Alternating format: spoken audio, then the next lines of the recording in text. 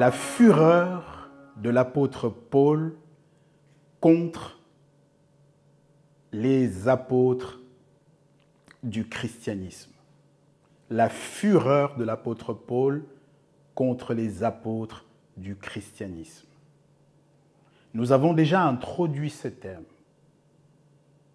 en abordant un premier sujet qui a été intitulé « Dieu ne te supplie pas ». Nous allons à présent aborder un deuxième chapitre que nous pouvons intituler « La méthodologie biblique établie par les apôtres ». Beaucoup ne savent pas que les apôtres ont établi une méthodologie biblique. Et qu'en fait, c'est cette méthodologie qu'ont appliqué les Béréens, tout simplement, dans Actes chapitre 17, verset 11. Il nous faut dire quelle est cette méthodologie, en quoi elle consiste. Il nous faut indiquer quels en sont les fondements bibliques. Il nous faut ensuite expliquer quelles en sont les étapes pour quiconque aujourd'hui souhaiterait s'équiper de cette méthodologie pour à son tour, comme les Béréens, comme les prophètes, comme les apôtres, en faire la boussole permettant à chaque fois de ne point ajouter foi à tout ce qui s'entend, à tout ce qui se dit ou qu'on dirait venir de la part de Dieu, mais plutôt en réalité à crash-tester, à procéder, à apprendre à procéder à un examen de conformité aux Écritures. Dans le premier chapitre, lorsque nous abordions le sujet intitulé « Dieu ne te supplie pas », nous parlions d'un évangile inversé, où l'impression est donnée à l'humanité que Dieu a besoin de toi, alors qu'en réalité, c'est toi, sa créature, qui a besoin de ton Créateur. Dieu ne t'invite pas, ne te supplie pas de bien vouloir croire en lui comme si tu lui faisais une fleur ou comme si tu allais entrer dans une sorte de copartenariat avec lui. Non. Il te dit que si tu le cherches, si, on voit bien que le si signifie que tu n'es pas obligé de le chercher. Ce n'est pas exactement l'attitude de quelqu'un qui courait après toi pour que tu veuilles bien croire en lui, ou etc. Si tu le cherches, et si tu le cherches de tout ton cœur, il ne promet pas que tu le trouveras, il promet qu'il se laissera trouver. Ce sont notamment les dispositions de Jérémie, chapitre 29, les versets 13 et 14. Nous avons vu que Dieu se cache, mais nous avons aussi vu que non seulement Dieu se cache, mais non seulement il exige de le chercher avec notre tout notre cœur, notre âme, de toutes nos pensées, de toutes nos forces, mais en plus, cette recherche se fait en particulier à la fin des temps de la fin, dans notre génération notamment, elle va se faire dans un contexte, dans un environnement de confusion généralisée, puisque Paul nous informe dans 2 Corinthiens 11, 14 que Satan lui-même se déguise en ange de lumière. Il le fait depuis toujours, mais on va voir avec 2 Thessaloniciens 2 en son verset 9, qui est un verset, d'ailleurs tout le chapitre de 2 Thessaloniciens 2 gagnerait à être lu. C'est un chapitre avec des versets, ceux que nous allons énoncer tantôt, en fait qui concernent en particulier notre génération, beaucoup plus que celle de l'Église primitive.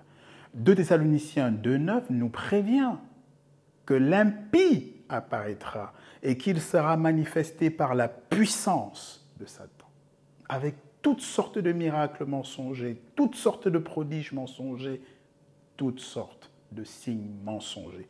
Nous avons déjà défini ce que c'est qu'un signe, un prodige ou un miracle mensonger.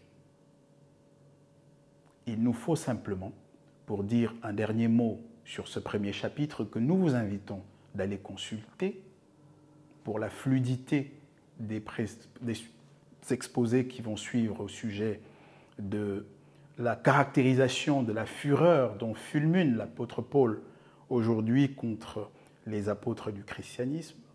Il faut prendre la mesure de cette fureur, de son caractère volcanique, de son caractère voluptueux, intenable.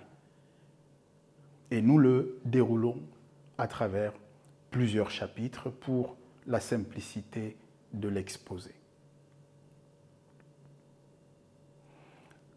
Nous avons donc, en résumé, à comprendre que lorsque Paul dit que l'obtention du salut et de l'éternité tiennent au fait de confesser le Seigneur et de croire que Dieu l'a ressuscité d'entre les morts, encore fallait-il savoir de quel Jésus, de quel Christ, de quel Seigneur ou de quel Seigneur Jésus-Christ on parle, parce qu'il y en a plusieurs.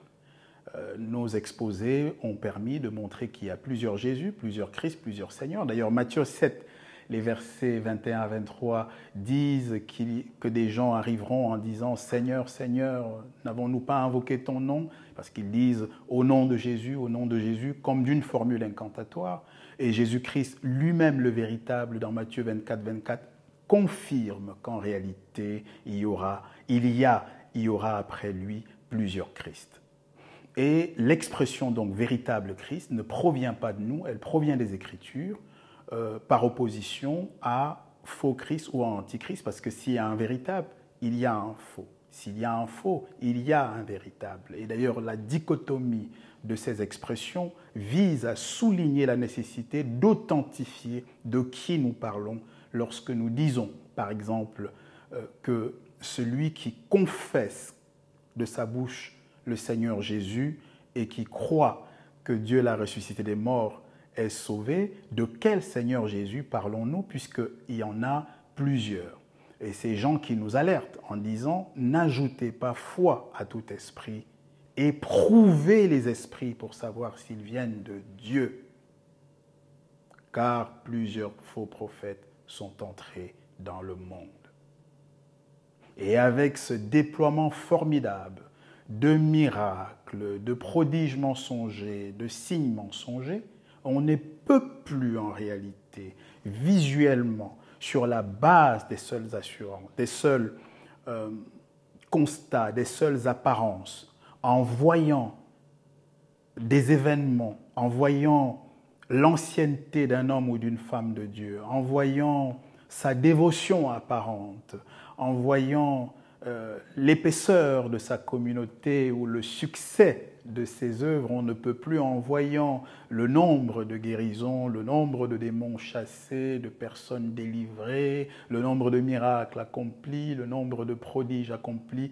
tout cela ne permet absolument pas de dire si un homme ou une femme est de Dieu, de dire si l'événement auquel nous assistons ou dont on nous a parlé provient de Dieu. Nous avons pour cela évoqué Exode chapitre 7 et chapitre 8, où on voit que les magiciens de Pharaon étaient parfaitement en mesure d'accomplir rigoureusement les mêmes miracles que Moïse et Aaron, et que la seule différence qu'on pouvait faire entre ces miracles n'était pas d'un point de vue factuel, parce que les deux étaient identiques, mais simplement, dans l'un des cas, la source était Dieu, et dans l'autre cas, la source n'était pas Dieu. Voilà, c'est ce qu'on appelle un miracle, un prodige ou un signe mensonger. Quand on a dit tout ceci, il faut donc comprendre en quoi ça devient un enjeu éminemment stratégique que de comprendre, de savoir comment se servir de la méthodologie biblique.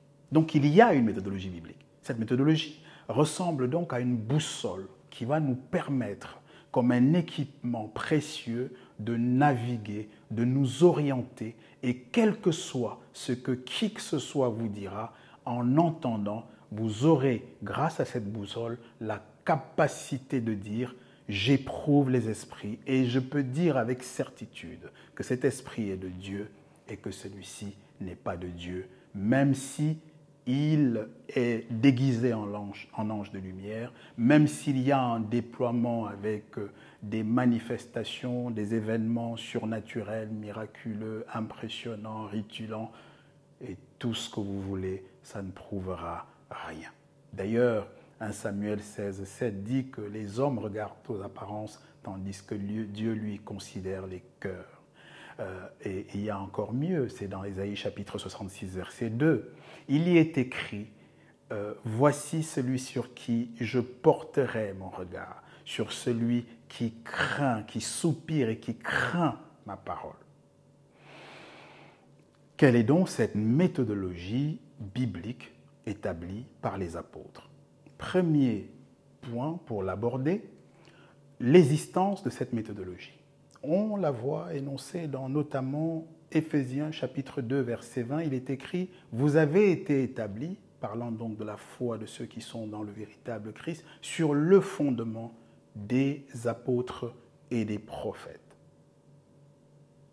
Comment est-ce que les apôtres et les prophètes sont parvenus à trouver des fondements pour les poser afin que ces fondements soient des repères, nous permettent de nous orienter, de naviguer sans nous tromper dans cette épaisseur de ténèbres et de confusion caractérisant la fin des temps de la fin?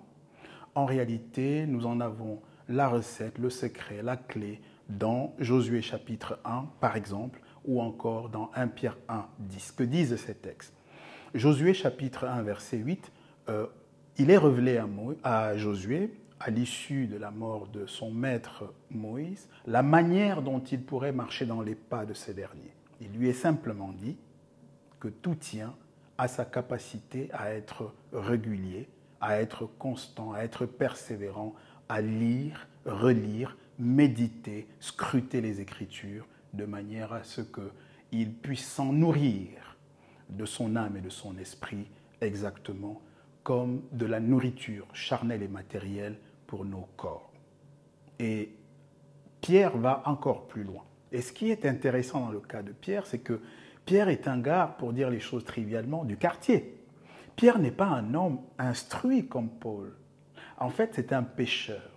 Et ça rend son cas d'autant plus intéressant que cela veut dire que ce que nous sommes en train de dire n'est pas réservé aux gens qui auraient une instruction, qui auraient académiquement des références grandioses. Non.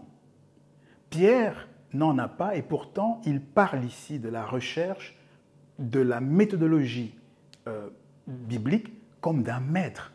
Il dit en 1 Pierre chapitre 1 verset 10 de ce salut, parlant du salut christique, objet de nos obsessions, de nos préoccupations. Il dit, ils, parlant des prophètes, ont fait de ce salut l'objet de leurs recherches et de leurs investigations. Et nous verrons plus loin que le même Pierre donne des principes de recherche tout à fait dignes de ce que les chercheurs contemporains dans les plus grandes institutions pourraient avoir à peine autant ou aussi bien appris ou en tout cas pratiqué. Donc, pour devenir chercheur, pour utiliser la méthodologie biblique établie par les apôtres, point n'est besoin d'être diplômé, d'être académiquement calé. Il est seulement nécessaire que le zèle de la maison du Père vous dévore. Il est seulement nécessaire que vous ayez envie de chercher Dieu de toutes vos forces, de toute votre âme, parce que par sa grâce et par le privilège de sa providence, il se laissera trouver. Et comme pour Pierre, et puisqu'il ne fait exception de personne, eh bien, il nous équipera, il vous équipera de la même manière. Cette méthodologie a ensuite été appliquée par les Béréens, notamment dans Actes chapitre 17, verset 11. On voit que, alors même que les Béréens écoutaient et lisaient l'évangile prêché par des éminences, par des poids lourds comme Paul, comme Pierre, comme Jean et tous les autres, les Béréens, chaque jour, est-il écrit dans Actes 17, 11, prenaient la peine de se servir de cette méthodologie. Ils examinaient pour vérifier, pour éprouver les esprits et déterminer si ce qu'ils avaient lu ou entendu était bien conforme aux Écritures. Donc, ils procédaient à un examen de conformité aux Écritures. Et ils soumettaient tout esprit, toute parole, tout écrit, en fait, à l'obéissance du « il est écrit », puisque c'est à celui qui craint sa parole que l'Éternel porte attention. Ésaïe chapitre 66, verset 2. Donc, une méthode établie par les apôtres, Éphésiens 2, 20, à travers une quête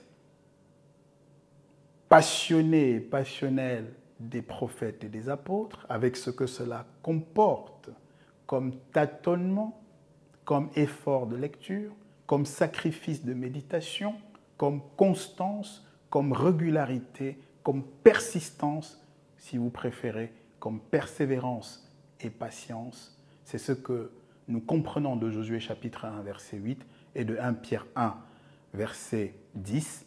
Ils ont donc fini par marcher avec Dieu, par trouver Dieu, parce que Dieu s'est laissé lui-même trouver, et il nous livre la recette. Et cela nous est clairement indiqué dans 1 Corinthiens chapitre 10, le verset 11, ou encore dans Romains chapitre 15, le verset 4, il y est écrit que ces exemples des prophètes et des apôtres, dans leur manière de chercher Dieu, dans leur manière d'avoir cette quête, d'avoir cette passion, ce zèle dévorant, que ce sont des exemples qui sont arrivés pour notre édification et que cela a été écrit pour nous servir d'instruction. 1 Corinthiens 10, 11 et Romains 15, verset 4, pour dire qu'en réalité, la méthodologie biblique établie par les apôtres, trouvée par les prophètes et les apôtres, et appliquée par les Béréens, aurait dû être enseignée à tous, partout, en tous les temps, dans toutes les générations. Et nous constatons, hélas, que cela n'est pas fait. Mais quels sont donc les fondements bibliques de la méthodologie établie par les apôtres? Nous allons en citer 5 parmi les plus proéminents. Nous allons notamment mobiliser des textes provenant à la fois de Jean, de Paul, de Pierre, et cette diversité nous permet bien de montrer que la pluralité des profils valide le fait que, in fine, ce qui compte, ce n'est pas d'où nous venons, ce n'est pas notre bagage intellectuel, c'est la passion qui peut nous habiter intérieurement et que Dieu peut valider, constater et récompenser en se laissant trouver dans la mesure qui lui plaira selon sa souveraine appréciation. Donc ces fondements sont multiples.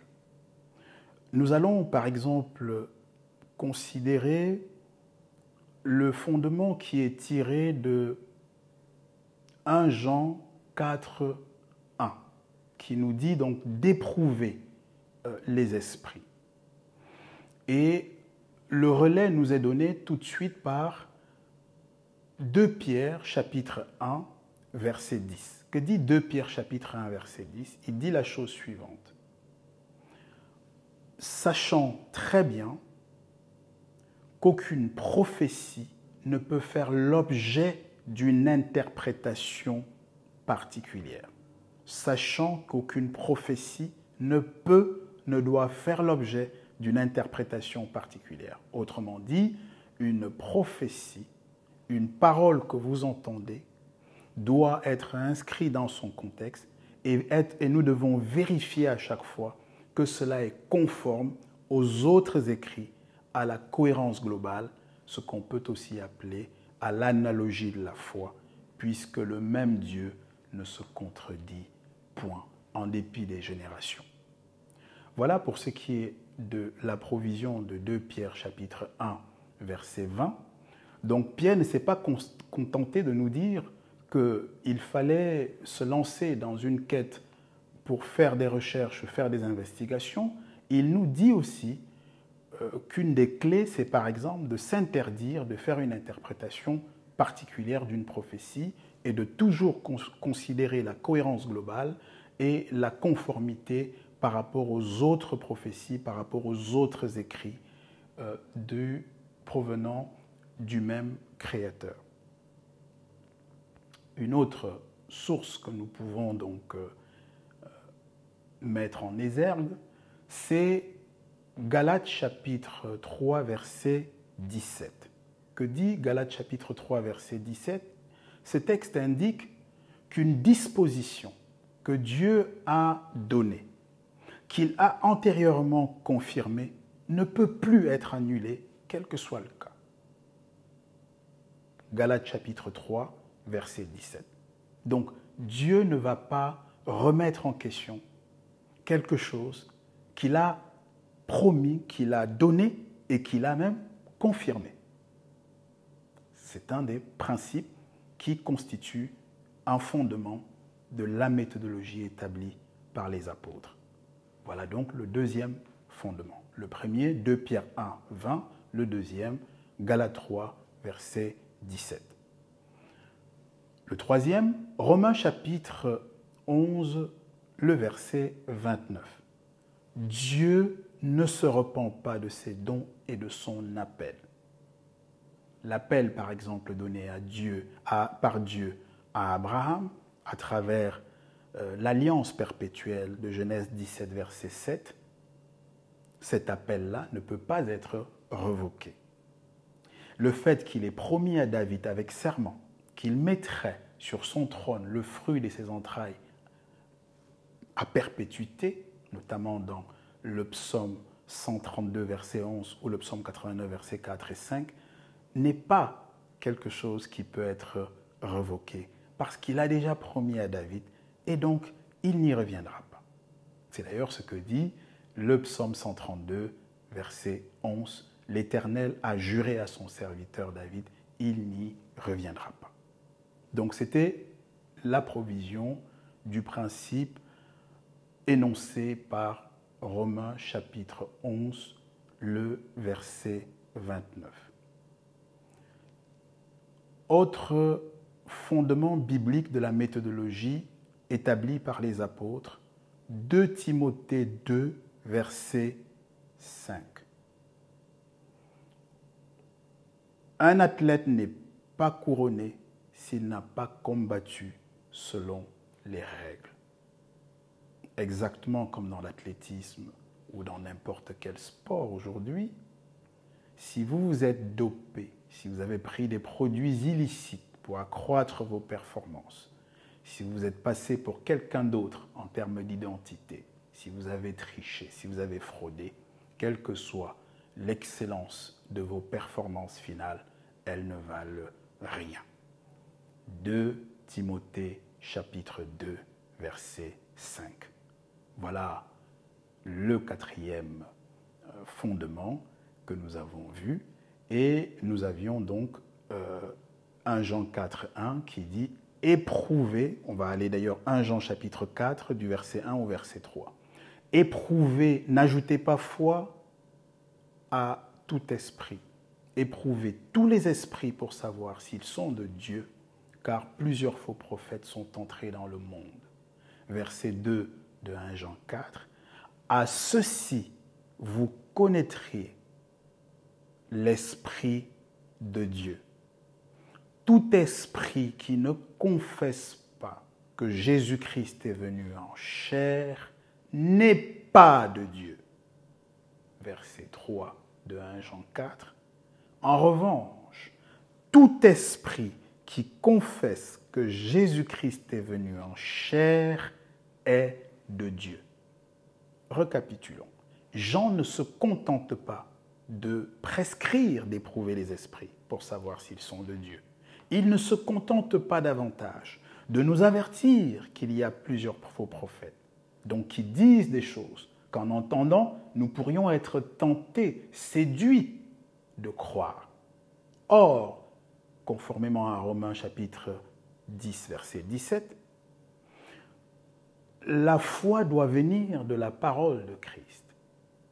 Et Jean, l'ancien, l'ultime des apôtres, parce qu'il était le dernier à partir de cette terre, nous prévient et nous donne la clé d'une manière singulièrement lumineuse et simpliste. Il dit, verset 2 et verset 3 de 1 Jean 4, « Tout esprit qui ne confesse pas que Jésus-Christ est venu en chair n'est pas de Dieu. » Donc, vous montez, vous descendez, vous me dites que cet esprit fait beaucoup de miracles, que cet esprit a beaucoup d'églises, a beaucoup voyagé pour prêcher, prêche dans des stades de 300 millions de personnes. Vous m'expliquez que cette personne a ressuscité 3 millions d'autres personnes.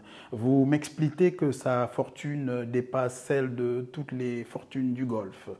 Vous m'expliquez que finalement cette personne a une ancienneté qui dépasse 100 ans. Vous m'expliquez ce que vous voulez, d'accord? Vous expliquez tout ce que vous voulez, puisque seul le « il est écrit » est la norme supérieure, suprême dans le royaume de Dieu, nous vous dirons calmement, sereinement, mais fermement et péremptoirement que ce que vous dites ne vaut rien face à l'impérium de la parole du « il est écrit ». Car nous ne jugeons et ne jaugeons de ce qui relève du royaume des cieux qu'à l'aune du « il est écrit » de la parole. Récapitulons les 5 fondations qui ont été énoncées et qui sont le fondement de la méthodologie biblique. 2 Pierre 1, 20, aucune prophétie ne peut faire l'objet d'une interprétation particulière. 2 Timothée 2, 5, un athlète n'est pas couronné s'il n'a pas combattu dans le respect des règles. Donc il faut connaître les règles et se demander est-ce qu'il les a respectées, oui ou non. Si c'est non, eh bien il est disqualifié, comme pour ceux qui se dopent. 3e principe, Galates 3, 17. Une disposition que Dieu a donnée, qu'il a antérieurement confirmée, ne peut plus être annulée. C'est terminé. Cette disposition s'accomplira certainement. 4e principe, Romains, chapitre 11, verset 29. Dieu ne se repent pas de son appel. Tout ce qu'il a dit à David, tout ce qu'il a dit à Judas, tout ce qu'il a dit à Abraham, tout ce qu'il a dit à Jacob, tout ce qu'il a dit aux patriarches, toutes les promesses qu'il a données s'accomplissent. Parce qu'il leur a donné. Il leur a donné la promesse, l'alliance. Il l'a réitéré de génération en génération. Donc il n'y a pas de surprise. Ça ne pouvait que s'accomplir s'agissant du Messie. Et enfin, dernier fondement donc, c'était 1 Jean, chapitre 4, des versets 1 à 3. Tout esprit, quiconque soit cet esprit, de quelque gloire que vous auriez, qui que vous soyez, quelque esprit que ce soit, de quelque nom qu'on le nomme, ne confesse pas que Jésus-Christ est venu en chair, n'est pas de Dieu, point. Et tout esprit confesse que Jésus-Christ est venu en chair, vous verrez à quel point cette clé que nous donne Jean est déterminante pour faire la part des choses dans un temps de confusion comme le nôtre. Voilà donc les fondements, les fondations de la méthodologie biblique. Pour terminer donc rapidement, quelles sont les étapes à suivre pour appliquer donc cette méthode dont nous avons montré qu'elle existe, nous en avons donné les fondements, comment on fait en fait? Pour prendre l'exemple du chapitre du sujet que nous traitons, à savoir la fureur de l'apôtre Paul contre les apôtres du christianisme, la question va être réglée en 3 étapes. Première étape, que dit l'évangile du christianisme? On sait que le christianisme n'est pas un, il y a plusieurs courants, plusieurs dénominations, plusieurs églises, il y a 1 milliard de professions de foi, c'est connu. Donc, comment on fait quand on dit qu'il faut répondre à la question de savoir quel est l'évangile du christianisme? En fait, il s'agit simplement de dégager les points cardinaux des croyances transversales à l'ensemble des professions des différents courants du christianisme. Autrement dit, de détecter, d'identifier, de résumer en quelque sorte le corpus doctrinal commun à la totalité des dénominations chrétiennes, c'est-à-dire que partagent toutes les dénominations appelées chrétiennes ou se disant chrétiennes. Voilà, le travail, par exemple, dans notre cas, a permis de dégager 5 points. Ces 5 points cardinaux, quelle que soit la dénomination, quelle que soit l'Église chrétienne, quel que soit le courant, quelle que soit la nuance relevant du christianisme, ces 5 points que nous avons identifiés au terme d'une lourde et profonde investigation avec des recherches très documentées, sont donc des points cardinaux. Ils ont la caractéristique d'être le dénominateur commun à tout ce qui est chrétien. C'est pour cela que nous pouvons parler de l'évangile chrétien. Ça, c'est donc la première étape de ce qu'il faut identifier. Qu'est-ce que j'ai entendu? Le restituer fidèlement, dans l'essentiel à tout le moins. Deuxième étape, examen de conformité. On prend ce qu'on a entendu, dans notre cas l'évangile chrétien, on prend le référentiel, le repère, les Écritures, là dans notre cas l'évangile de Paul, et on se dit, est-ce que ce que l'évangile chrétien dit, c'est-à-dire ce corpus doctrinal commun dit, est conforme, est validé par ce que Paul dit, oui ou non? Pour le point numéro 1, pour le point cardinal numéro 2, pour le point cardinal numéro 3, jusqu'à 5. Ces points, je peux vous les énoncer rapidement, c'est la filiation, la naissance. Troisième point cardinal, c'est l'humanité ou la plénitude de l'humanité du Messie. Quatrième point, la royauté en Juda. Est-ce que c'est le lion de la tribu de Juda ou pas?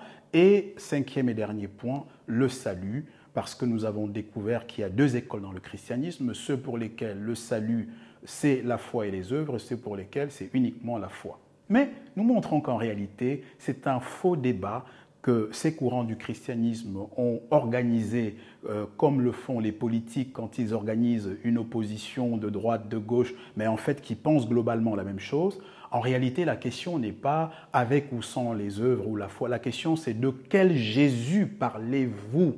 De quelle personne?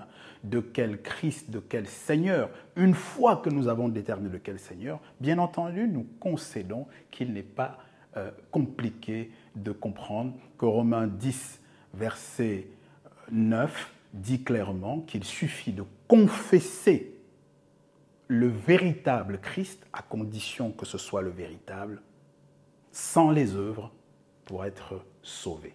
Mais parler du salut par les œuvres avec la foi ou par la foi sans les œuvres, c'est mettre les charrues avant les bœufs, ça n'a aucun intérêt dès lors qu'il n'a été donné à l'humanité qu'un seul sauveur par lequel les hommes peuvent être sauvés, c'est 1 Timothée 2,5 qui le dit, il y a un seul Dieu et un seul médiateur entre Dieu et les hommes, Jésus-Christ, homme. Ou encore, Actes chapitre 4, verset 12, il est le seul qui nous a été donné sur la terre, sous la terre et dans les cieux, par lequel nous puissions être sauvés, Acte 4, 12. Donc, une fois qu'on a fait l'examen de conformité, il vient la dernière étape, le moment de la conclusion. Et là, on a schématiquement 2 scénarios. Premier scénario de la conclusion, si l'examen de la conformité, dans notre cas, entre l'évangile de Paul et l'évangile chrétien, s'il y a eu convergence, s'il y a eu correspondance entre les 5 points cardinaux de l'évangile chrétien et ce qu'en dit de ces 5 points l'évangile de Paul, alors nous prononçons un constat d'alignement. Et cela est justice. Au terme de ce constat d'alignement, la conclusion finale qui va s'imposer, ce sera de dire qu'en dépit de nombreuses, multiples différences qui traversaient les courants du christianisme, globalement, sur l'essentiel, sur les 5 points cardinaux donc, l'évangile chrétien est aligné avec l'évangile de Paul et donc prêche le même Jésus-Christ que l'apôtre Paul, le même Christ que l'Église primitive, en un mot, le même Messie que la Bible. Cette conclusion finale s'imposera dans le cas où l'examen de conformité, le fait de matcher, de comparer, de crash-tester point par point, montrait qu'il y avait donc un alignement. Deuxième et dernier scénario de la conclusion, si au terme de ce travail d'examen rigoureux de conformité, où nous regardons froidement les choses, est-ce que la même chose que l'évangile chrétien dit de la filiation du Messie est dite par Paul? Est-ce que ce que Paul dit de la naissance du Messie est ce que dit l'évangile chrétien? Est-ce que ce qui est dit de l'accès à la royauté en Juda est ce que dit? Est-ce qu'il y a une divergence? Est-ce qu'il y a une forme d'antagonisme? Est-ce que les deux évangiles sont aux antipodes? Ou alors est-ce qu'ils se retrouvent au moins sur 1, 2, 3, 4 points des 5 points? Ou est-ce qu'ils divorcent? Est-ce qu'ils divergent totalement sur les 5 points, auquel cas ils sont aux antipodes? Et à ce moment-là, nous avons l'obligation de prononcer un constat d'incompatibilité entre les deux évangiles. Et là, les conséquences seraient exorbitantes, seraient tragiques, seraient historiques. Car s'il y a divergence, ce dont nous ne présumons pas avant d'avoir fait ce test qui sera l'objet du prochain exposé, en réalité, cela voudrait dire qu'il ne resterait plus au christianisme. Si jamais il y avait le prononcé ou le constat d'incompatibilité entre l'évangile chrétien et l'évangile de Paul, qui est aussi celui des apôtres, conformément à 2 Pierre 3, 15, mais conformément également à Galates 2, 8 et 9, où les apôtres, à l'unanimité, ont donné la main d'association à Paul. Je citais Pierre en particulier parce que c'était en quelque sorte deux leaders, notamment de l'école de Jérusalem, de l'école d'Antioche, et puis Paul avait eu à véhément reprendre Pierre, et donc le fait que Pierre, dans 2 Pierre 3, 15, fasse ce compliment élégant à Paul montre à quel point ils étaient parfaitement alignés. Donc, l'évangile de Paul, c'est ce que nous avons pris pour circonscrire et ne pas nous disperser, c'est évidemment l'évangile de tous les apôtres, de l'Église primitive. Cela va de soi, de la Bible évidemment. Mais en l'isolant, cela nous permet de ne prendre qu'un seul auteur et d'aller en profondeur pour être exigeant et rigoureux dans notre examen de conformité. Donc, au terme de cet examen de conformité, nous prononcerons une conclusion et donc nous disons, oui, ceci est de l'Esprit de Dieu, ceci n'est pas de l'Esprit de Dieu. Voilà comment on applique la méthodologie biblique que je viens donc de résumer. On passe par 3 étapes. Première étape, on définit l'évangile ou fidèlement les propos vis-à-vis desquels on veut faire un examen de conformité, une sorte de test ou de crash test. C'est ce que j'ai appelé examen de conformité. Ensuite, on prend le référentiel biblique. Là, nous avons pris Paul. On aurait pu prendre Jean, on aurait pu prendre quelqu'un d'autre. Là, on a pris Paul. On aurait pu prendre l'ensemble des apôtres sur un thème donné. Et puis donc, on va matcher, on va comparer rigoureusement, cocher, est-ce que ça s'aligne, est-ce que c'est exactement ce qui est écrit? Et ensuite, donc, une fois qu'on a fini l'examen de conformité, je vous ai indiqué clairement quels sont les 2 schémas de conclusion qui s'imposent en cas de compatibilité ou d'incompatibilité, de convergence ou de divergence, d'alignement ou d'antagonisme. Et là, une fois qu'on a prononcé un constat ou l'autre, on dégage les conclusions qui s'imposent. C'est exactement l'exercice qui est fait dans l'autre chapitre concernant ce grand thème de la fureur de Paul contre les apôtres du christianisme et qui est donc l'application de la méthodologie établie par les apôtres, c'est-à-dire passer aux travaux pratiques au laboratoire. Et c'est ça à quoi je vous invite. Regardez également cette vidéo ou alors demandez-la nous. en vous remerciant.